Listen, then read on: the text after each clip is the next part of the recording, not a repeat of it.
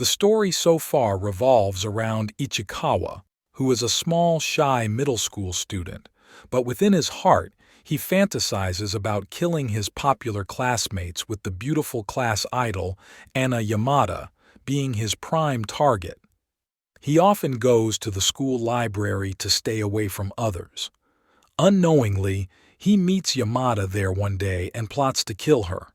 But little does he know that she's a bit of a goofball herself, and when she becomes increasingly friendly towards him, he gradually warms up to her, and they start to develop feelings for each other as they become closer and closer throughout the months.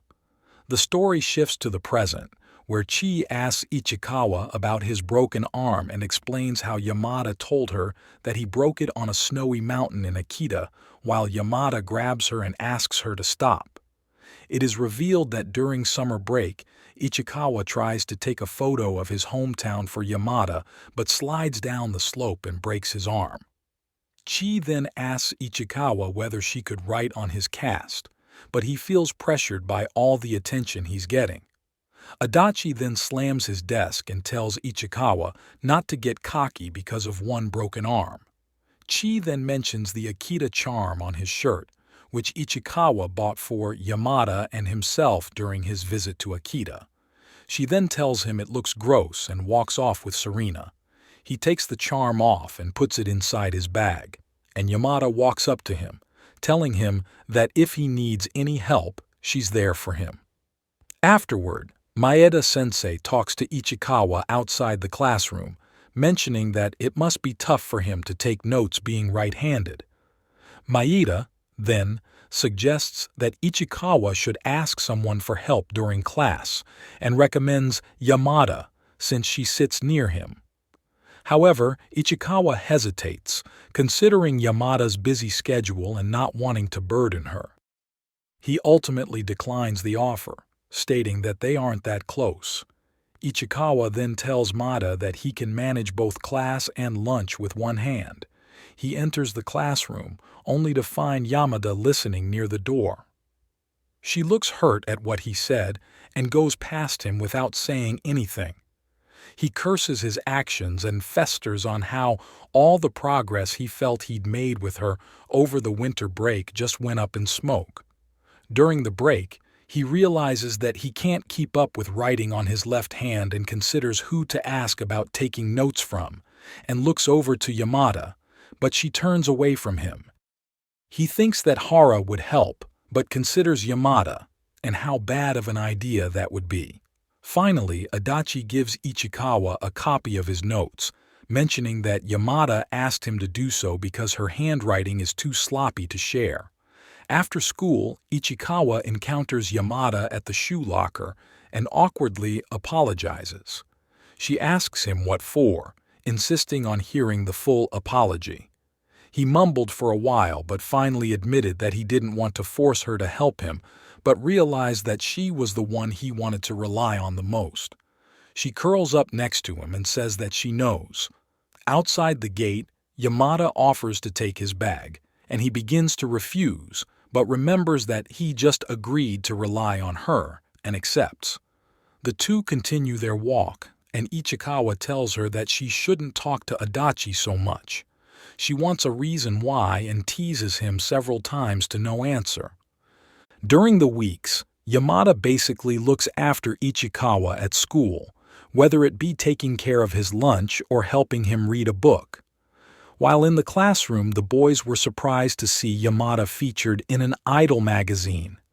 Adachi is confused, thinking of Yamada as only a model, but Ichikawa corrects him, noting that she's not just a model but also a TV and movie star, among other things.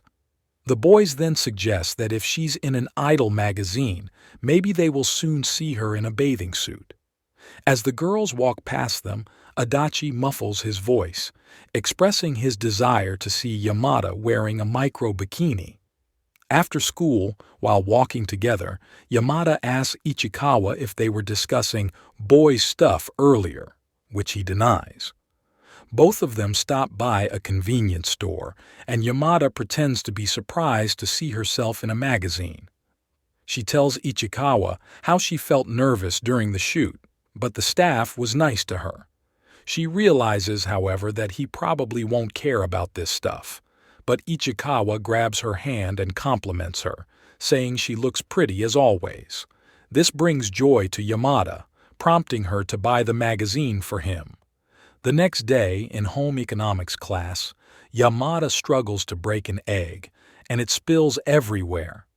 Hara asks Ichikawa about his winter break, and he responds that he went to Akita, and that's where he broke his arm.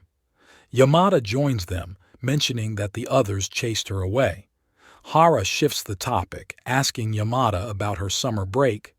Yamada shares that she went to Aoyama with Miku, spent Christmas Eve with Ichikawa, and celebrated New Year's with Serena. Hara tries to process what she has just heard about Christmas Eve. In turn, Yamada asks Hara the same question, and Hara admits that she went to a shrine with Kanzaki. When Yamada asks for more details about the shrine visit, Hara shares an awkward interaction with Kanzaki, mentioning his overlong sideburns. Seeking advice on what she should say in such scenarios, she adds that her feelings won't change based on that, but still. Yamada then considers the idea of what she would do and looks over at Ichikawa. She loses her nerve and announces that she doesn't have anyone like that, so she wouldn't know what to say, which Hara doesn't buy.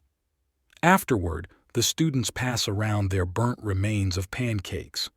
Yamada starts to take a bite, and Adachi proudly announces that he made that one. In response, Ichikawa reaches out, bites it off of her fork, and offers a fake praise for Adachi's cooking, which makes him bashful. Kanzaki then approaches and asks if Hara has eaten. Initially, she refuses, stating she's still dieting.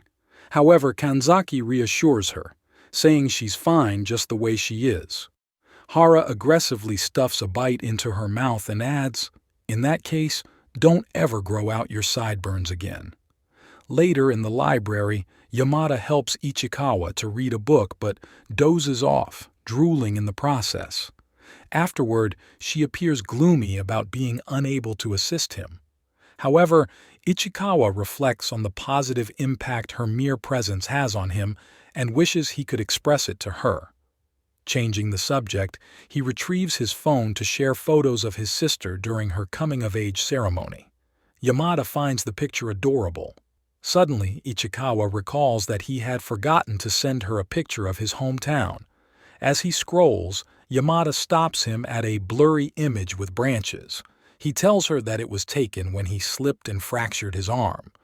Despite considering it rather comical, Yamada realizes that it's her fault that he got injured because she wanted a picture from him and reacts with sudden shock.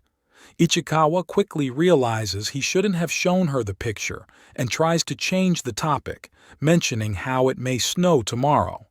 As they head into the hallway, she repeats that it may snow tomorrow and he says that he already mentioned it, to which she apologizes. He reflects on how he's never seen Yamada make a face like that before. The next day, Ichikawa walks to school, thinking Yamada didn't message him yesterday, and suspects his arm is still bothering her.